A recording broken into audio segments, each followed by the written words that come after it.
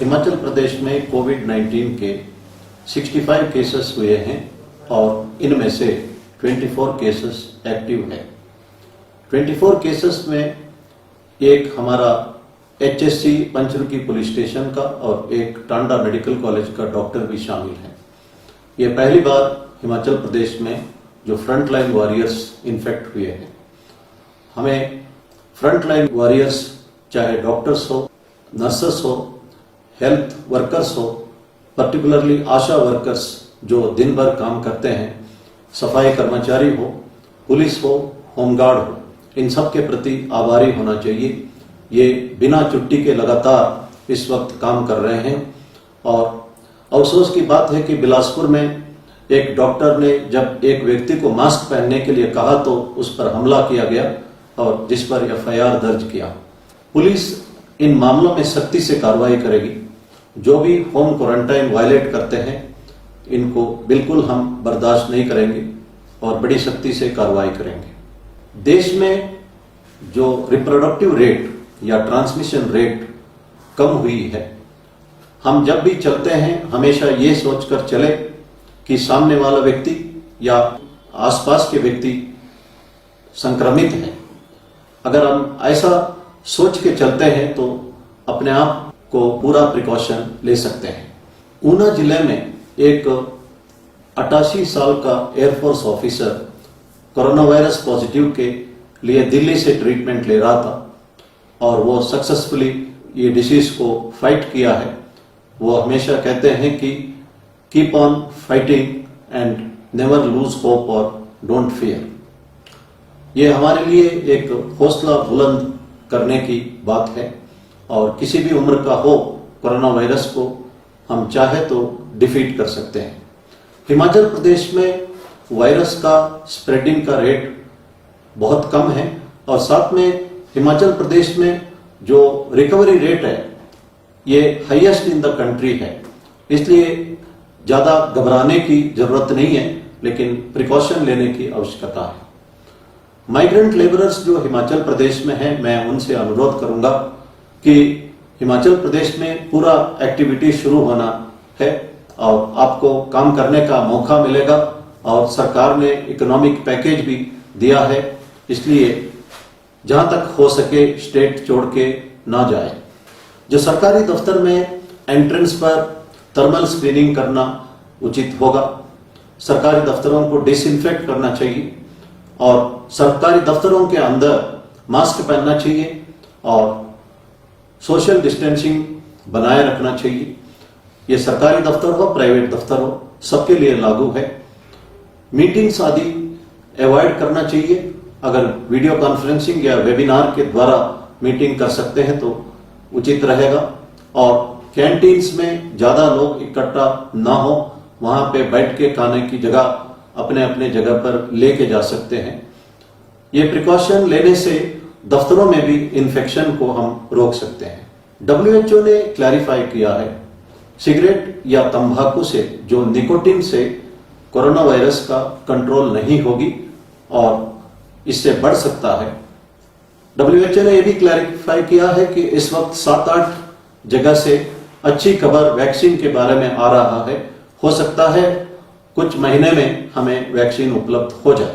भारतवर्ष में भी मेडिसिन के बारे में भी अच्छी खबर आ रही है, तो हो सकता है कि हमें जो ट्रीटमेंट के लिए मेडिसिन उपलब्ध हो जाए। इस आशा के साथ हमें इस कोविड-19 को फाइट करना चाहिए। जिन्हें मेंटल हेल्थ इश्यूज है, कंसल्टेशन की आवश्यकता है, नेशनल हेल्पलाइन नंबर है 08046110007। इस नंबर से आप कंसल्ट कर सकते हैं या चंबा केयर लाइन में भी आप फोन करके कंसल्ट कर सकते हैं। स्ट्रेस के बारे में, एंजाइटी के बारे में कुछ लोग कंसल्टेशन देना चाहते हैं। चंबा जिले के बरमौर तहसील में एक लड़का 3री क्लास में पढ़ता है और उसकी बहन 8वीं में पढ़ती है। ये दोनों भाई के बर्थडे के दिन CM रिलीफ फंड के लिए पिग्गी बैंक से 2100 रुपया डोनेट किया है। ये बहुत ही सराहनीय है। इससे हमको सीखना है और जहां तक हो सके CM रिलीफ फंड में डोनेट करना चाहिए।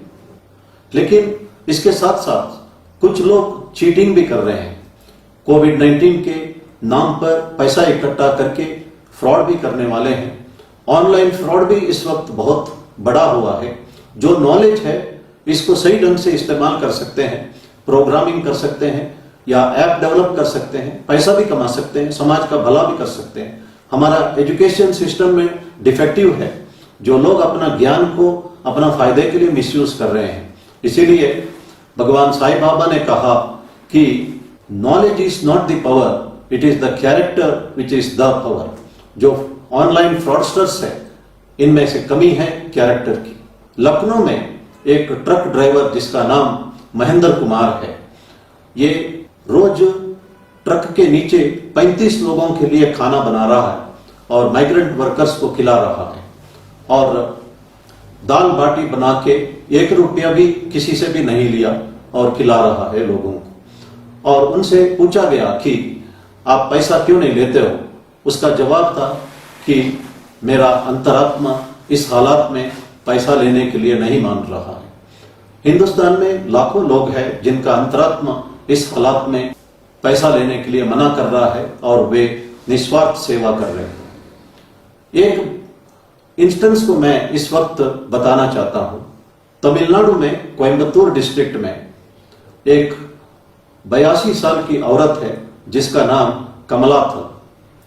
ये सवेरे 5 बजे उठ के इडली तैयार करती है और सांभर और चटनी भी तैयार करती है और एक इडली के लिए 1 रुपया चार्ज करती है और दिन में 1000 इडली बेचती है। और किसी ने उनसे पूछा कि आप इडली का दाम 2 रुपया क्यों नहीं रखते? उस लेडी ने जवाब दिया है कि मैं मेरे कस्टमर्स में एक खुशी देखना चाहती हूं। अगर मैं 2 रुपया रखती हूं तो वो खुशी नहीं देख सकती हूं। मुझे तो 200 रुपया का कमाई हो रहा है और मैं इससे संतुष्ट हूं, लेकिन मैं ये भी चाहती हूं कि हो सके तो इडली का दाम 50 पैसा रखना चाहती हूं, लेकिन महंगाई बढ़ी है इसलिए 1 रुपया रखी हूं।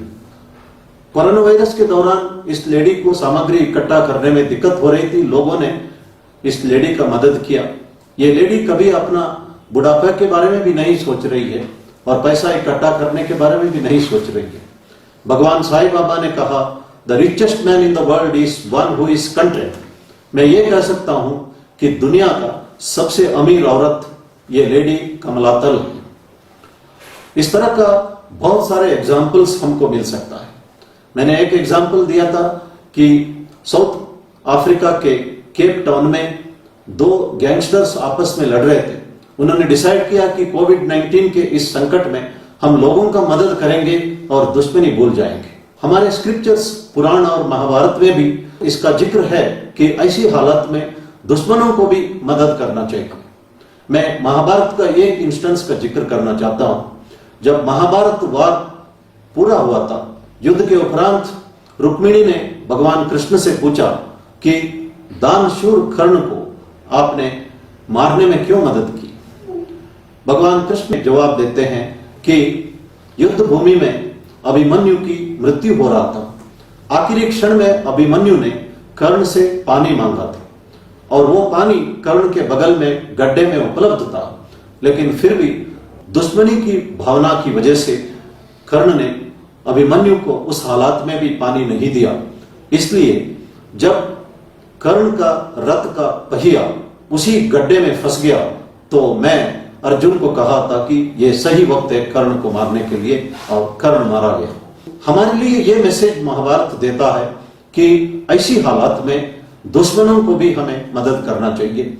और हिंदुस्तान के लोग इस वक्त निस्वार्थ सेवा कर रहे हैं। हिंदुस्तान के लोग जो है कभी भी, जैसे प्रधानमंत्री जी ने कहा, ना थकने वाले हैं, ना टूटने वाले हैं, ना हारने वाले हैं। धन्यवाद। जय हिंद।